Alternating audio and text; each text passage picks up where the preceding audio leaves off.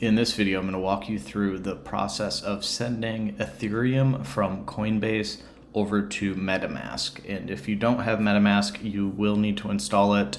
I'm going to show you, I have another screen over here with Metamask installed so you can see.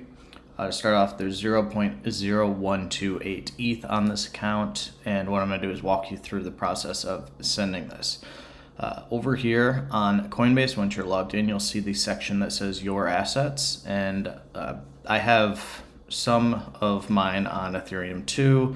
Most of the time I take it to MetaMask or in cold storage to keep my Ethereum and Bitcoin, off of the platforms. I haven't done it yet this recent order.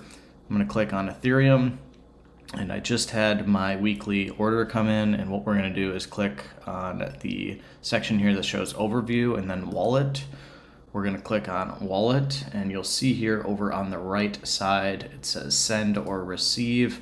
What we're going to do is we're going to click on Send, and in this instance I'm going to send all of it. So you'll see here March 23rd was my most recent purchase, and it is currently March 27th. So I'm going to go over here, click on the little fox for MetaMask, and I'm going to click here where it says Account 1. And you'll highlight it and it'll say copy to clipboard. I click that, it says copied. I go back over. What I'm going to do is paste that here. And then for a note, I always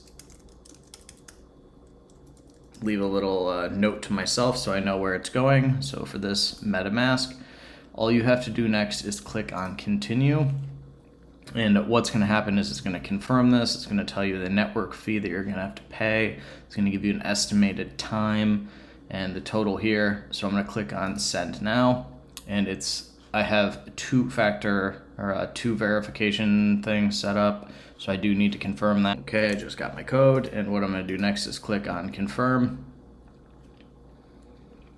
And it will tell me it is starting to send, and what you can do is you just need to wait. I usually just click done after this, and then you can, sit here and wait for the transaction to go through, or, walk away and go do something else because sometimes it takes a while. And there it is. So now you saw that it went from 0.01 whatever ETH to 0.04 ETH. So if you have any questions, let me know down below. Click like if this helped you. Subscribe to this channel for more simple tutorials just like this, and have an awesome day.